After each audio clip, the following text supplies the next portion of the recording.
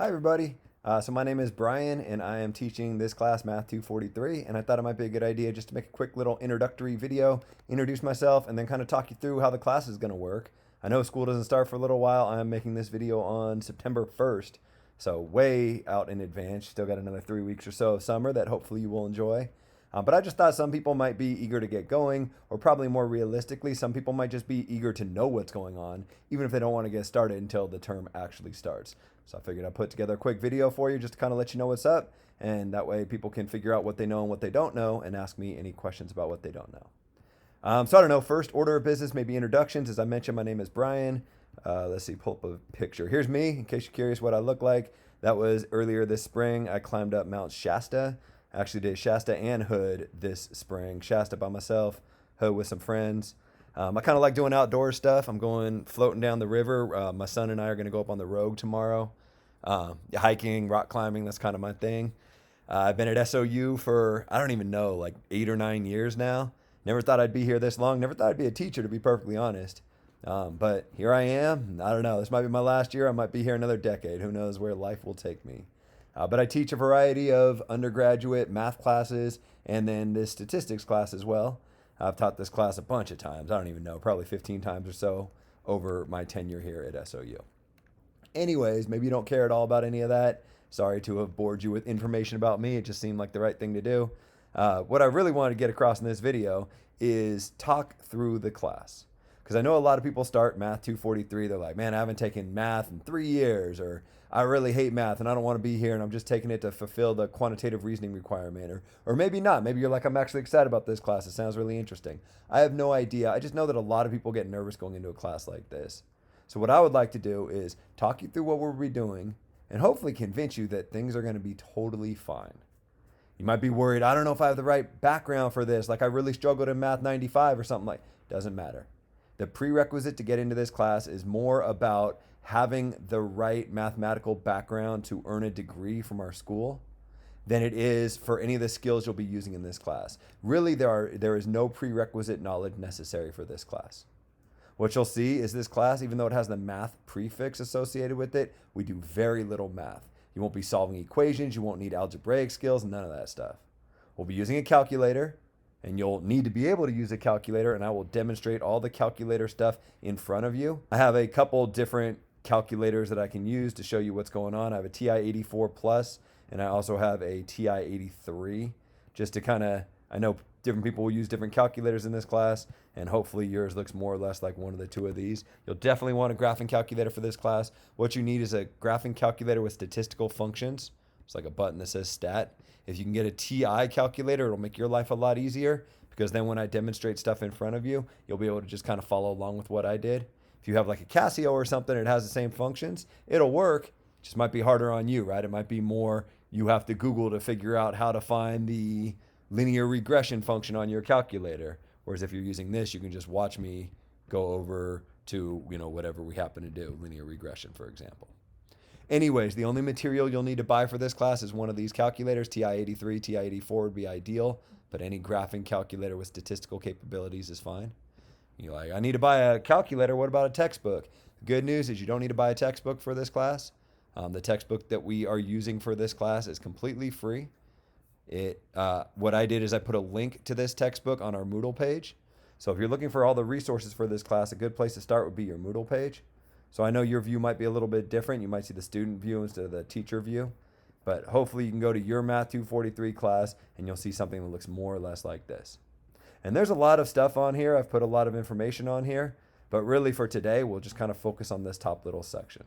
There's this announcements area where I probably won't use again for the entire term.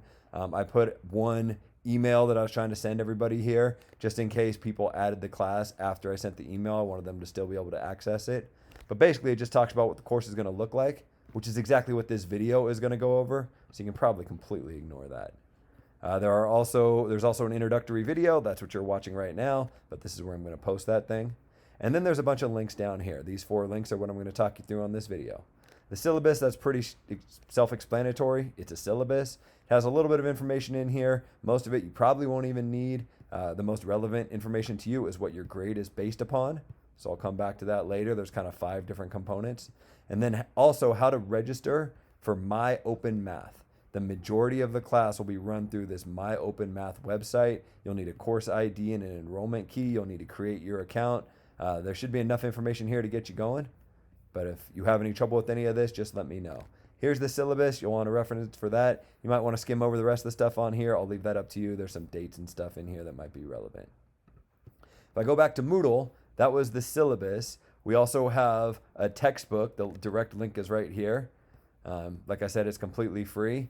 I just saved the PDF and uploaded it to our Moodle site because if you use the link, it'll take you to a more recent edition. We use the 3rd edition, but I believe they now have the 4th edition.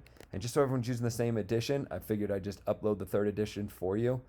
They're not that different, the 3rd and 4th edition, but when I mention like this is from section 1.6, if you're using the 3rd edition, it really is 1.6. If you're using the 4th edition, it might be 1.5 or something. So at any rate, this is your textbook. Read it as much as you want or as little as you want. I won't ever test you on anything that I don't talk about explicitly in one of these videos. So you can kind of view this textbook as just like an additional resource. It's okay. I don't know. I didn't choose it. The department adopted this free textbook, and so I just go along with everything that the department does. If you think it's good, great. You can learn out of it. But again, I'm never going to be like, hey, make sure you read 1.6 before coming to class. There's like air quotes around that since we won't actually be physically meeting. Everything that you will ever be tested upon will be in a video. And this is just an extra resource that you can look at if you want to look at, or you can never open and you can do totally fine in the class. Anyways, that's the textbook. That's this link here. This link for our homework website takes you to the My Open Math page. There's also a link on the syllabus. And that's where you'll be doing a lot of the work for this class. So if you click on that, you'll have to create an account, you'll have to register, and then you'll see Math 243 Fall 20. And if you click here, this will be most of the information you'll need for the class. Again, your view will be a little bit different because I'm seeing the instructor view, but it should be similar enough that you can follow this. There's some more links to the text, but again, it might be easier just to get it straight off of Moodle, which is what I say here. Find a free copy of the PDF on Moodle. And then below are all the chapters we're going to cover in this class. Chapters 1, 3, 4, 5, 6, and 7. And so we'll start with chapter 1. And I broke chapter 1 into these 2 different blocks. The first block is 1 through 1.5. Frankly, it's just a bunch of vocabulary. It's kind of learning the jargon so that we can talk about this stuff for the rest of the course. And then 1.6 is a little bit different, so I put it in its own little block. In the 1 through 1.5 block, you have these 4 different videos to watch. These are all made by me. Right, so you'll get used to or bored of or sick of my voice, but you click on any of these and they'll take you to a YouTube video. Hi everyone. So here's our first video for our intro to statistics. And it'll just be me talking, right? And this one's 13 minutes long. Hopefully some of them will be shorter. I'm sure some of them will be a little bit longer. You can watch them at whatever speed you want. If it's confusing, you can pause, you can go back, you can do whatever you want. I highly recommend watching these videos. Everything you'll ever need for this class is in these videos. You can think about these videos, they're like the lecture. Watching these videos is the equivalent to coming to class in this crazy time of COVID. And if you look at the total time for all of the videos that I made for this class, I bet it's significantly less than the total amount of time you would have spent in a classroom. I don't know that for sure. I haven't looked. There's a lot of videos in here. But I bet if you add up all the time, it's less than you would have spent just sitting in class.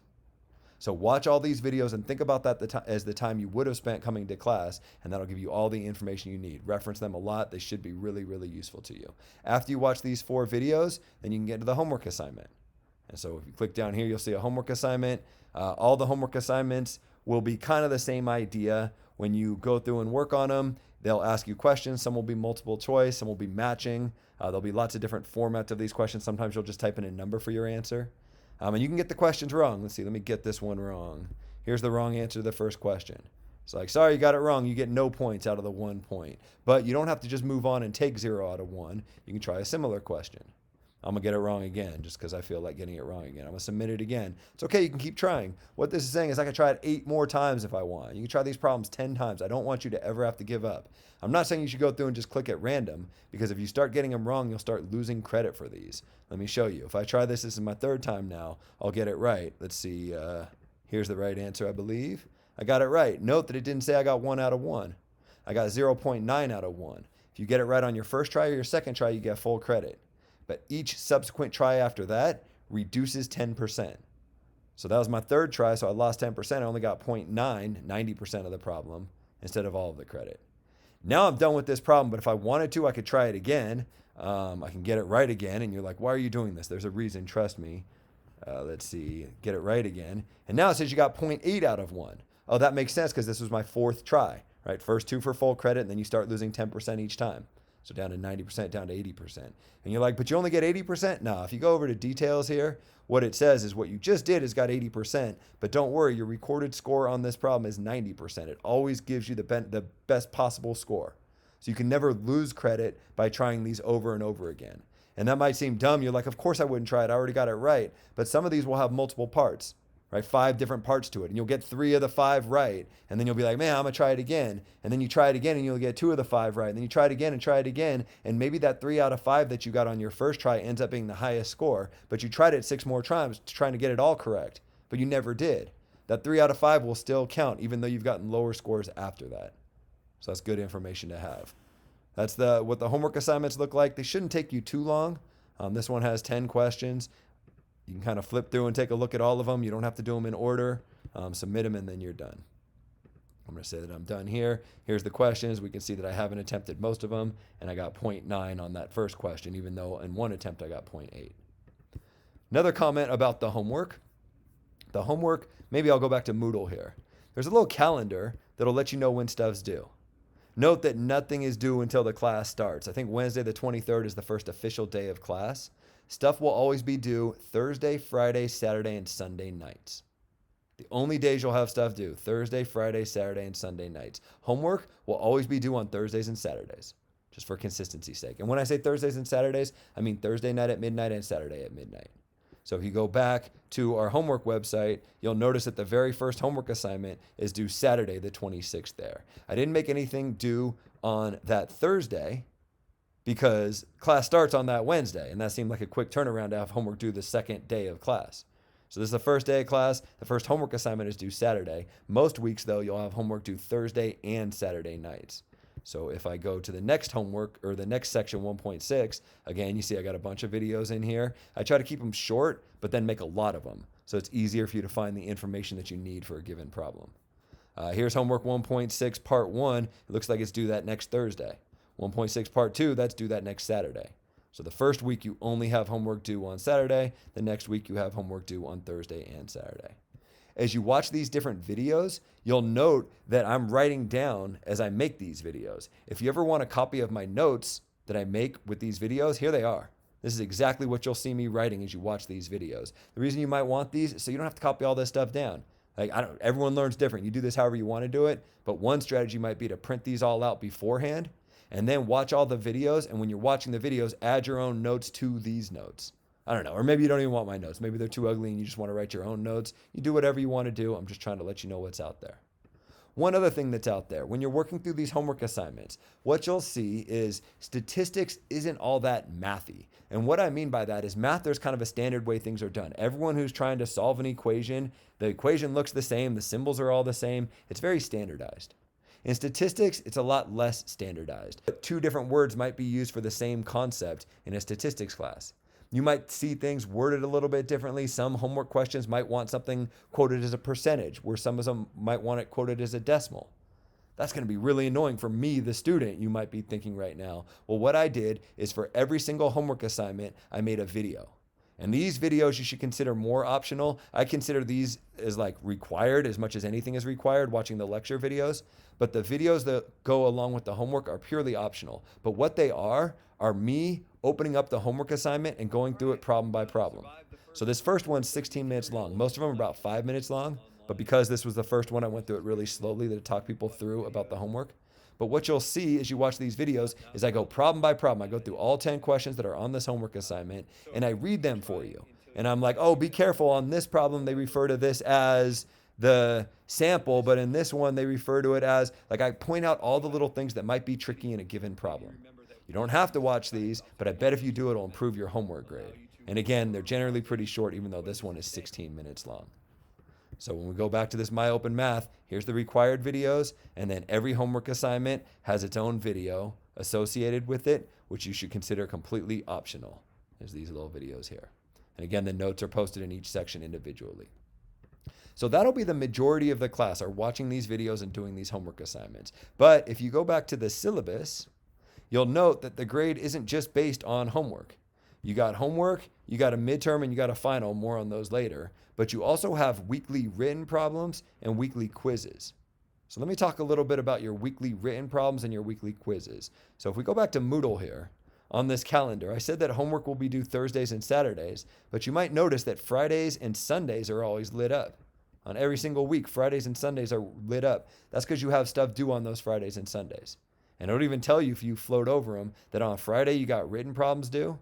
There's written problem 2, 3, 4, and so on. And on Sundays, you got quizzes due. Quiz 2, 3, 4, and so on. So the logic is the homework is Thursday and Saturday to kind of spread things out. On Friday, you got a written problem, and the written problem is meant to prepare you for the quiz. I have the written problem due on Friday so that I can post the solutions to these written problems Saturday mornings so that you can look at them if you want, so you can study them before the quizzes on Sundays. The quizzes will not be proctored. You'll be doing them on your own. But what I would ask you to do is take them as though they were proctored. The written problem, get all the help in the world you need. If you want to work together, you want to go get help from a tutor, if you want to email me about it, it's totally fine. Same with the homework.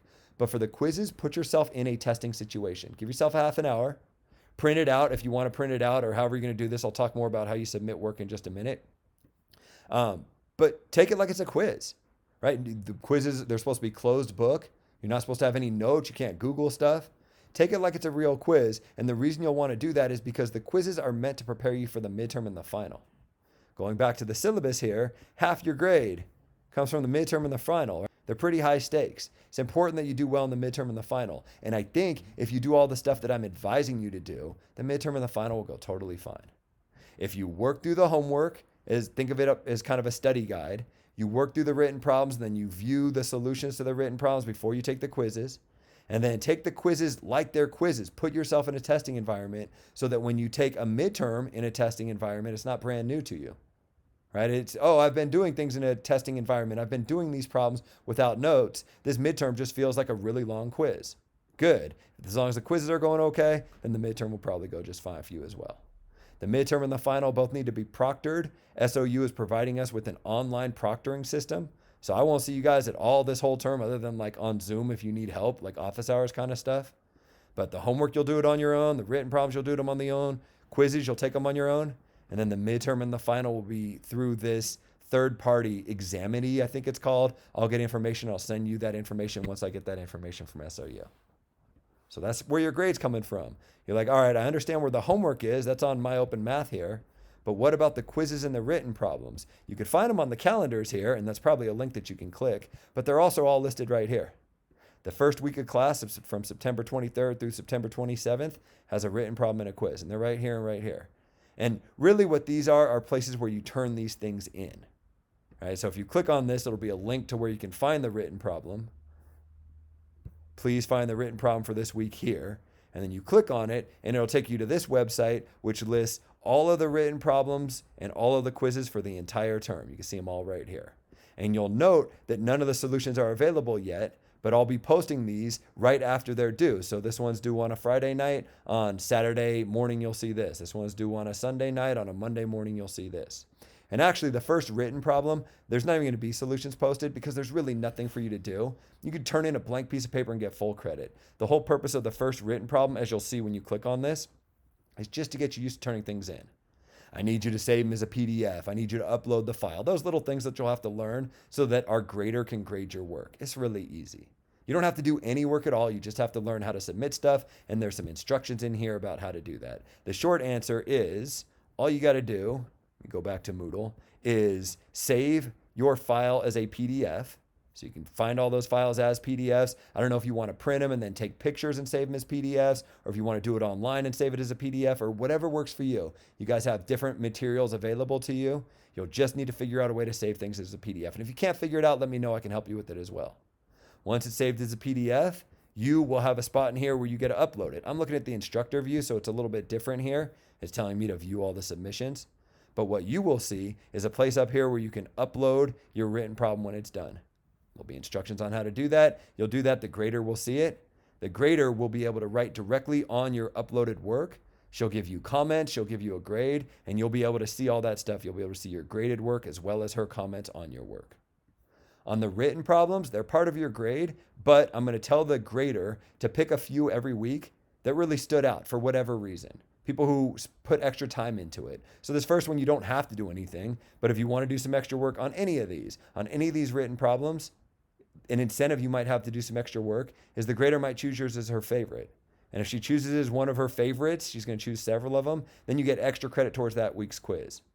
Right? So that's just a little bit of an incentive to spend some more time on these written problems. Really, the reason I put them in is because with so much of the homework being through this online system, you're kind of just clicking on stuff.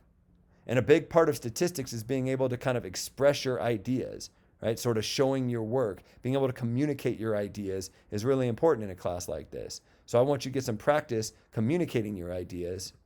And so I do that with these written problems.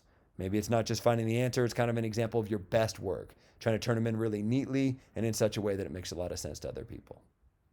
That's the written problems and the quizzes. And I think that gets me pretty close to done with what I wanted to talk about.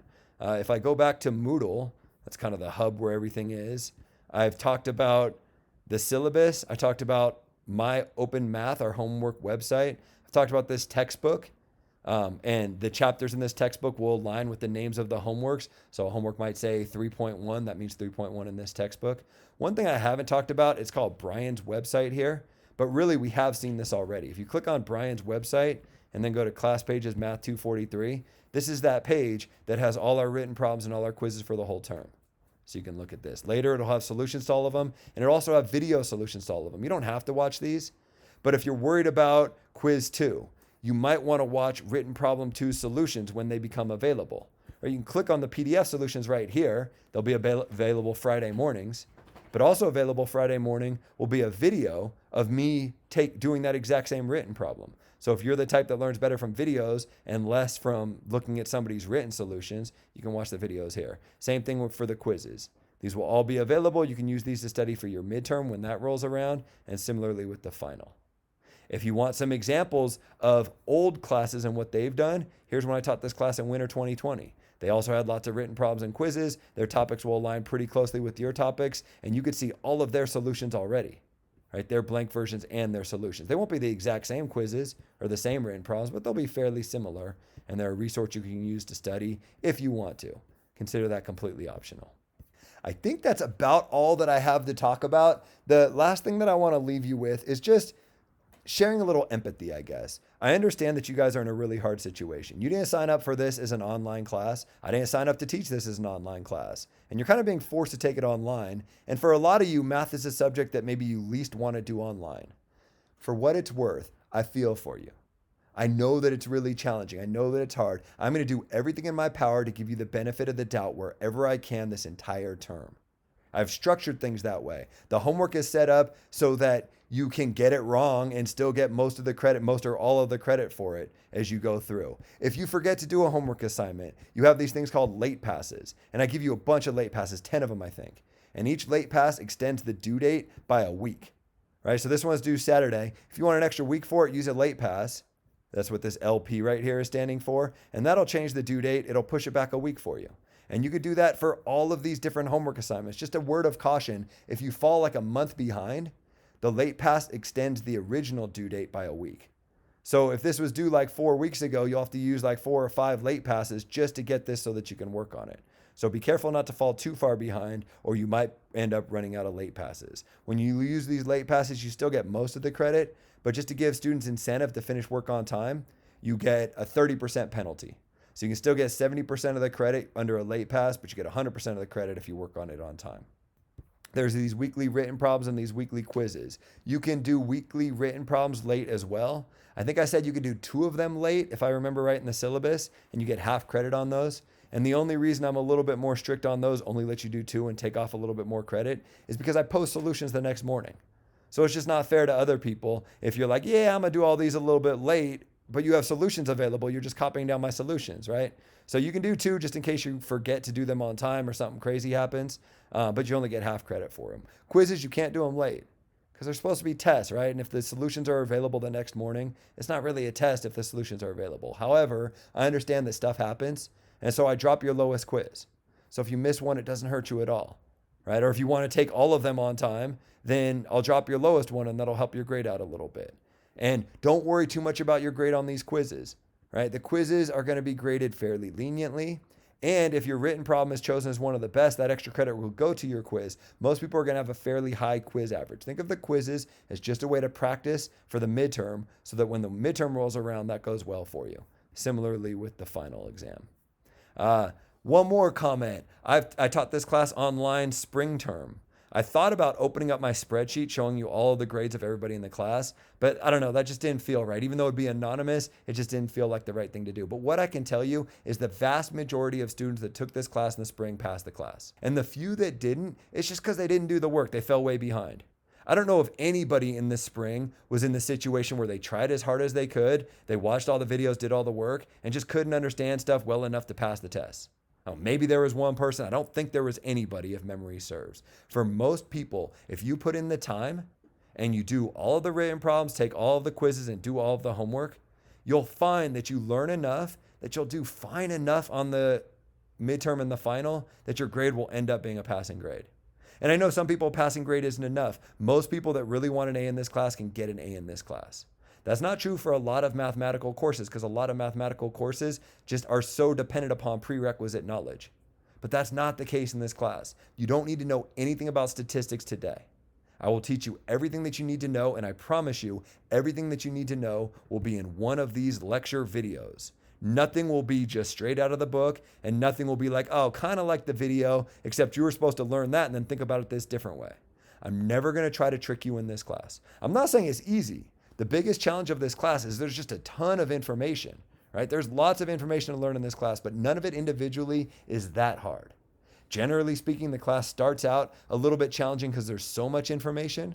And then later in the course, there's kind of less information, but it's a little bit more challenging. But even that more challenging information, most students are capable of understanding it if they can just put in the time. So this is me not trying to be a jerk or anything, but give you a little bit of a pep talk. If you're worried right now, I think it can go okay for you. I will do everything I can to help. I have everything set up in such a way that hopefully it'll already go okay for you. But if it doesn't, please reach out to me. I promise I'll be really good about answering emails. You can send me pictures of your work. You can, if you want to talk, we can have Zoom chats. If it's kind of weird to do Zoom chats with my teacher and I'm not comfortable with that, we can do it with the videos off if you want to do it that way. I'll have office hours every week. Whatever I can do to help you, I promise I will do. And if life gets crazy and something happens, just talk to me. I'm a pretty reasonable person, and I have no interest in you not doing well in this class. I'm gonna do whatever I can to help you. The only time I'll ever say no is if it would be something that would be unfair to your classmates, right? Because maybe something is going on with you, and I make some big exception for you, but then something else is the same thing's going on for somebody else, but they don't feel comfortable talking to me about it. And now all of a sudden that person's at kind of a disadvantage. So whatever I can do to help you without being unfair to anybody else, I'll do it. I promise you. I'm not one of those that's like, yeah, out of principle, I should say no. It's not like that at all. Let me know how I can help. Let me know what I can do to help you, and we'll get through this thing together. And I really mean that.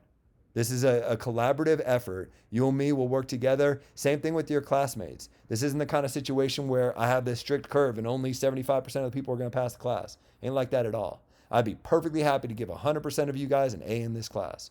Work together, help each other out. If you have the ability to collaborate with your peers, feel free to do so, and we'll get through this together. Let me know if I didn't answer any of your questions. Hopefully that doesn't scare anybody. Sorry if this was a little bit long. I planned on making this like 10 minutes. I bet that was closer to 30, but I feel better to err on the side of giving more information than less. Anyways, I'm gonna stop this here. Good luck. Please reach out to me if I can help you at all. And that's all I got to say.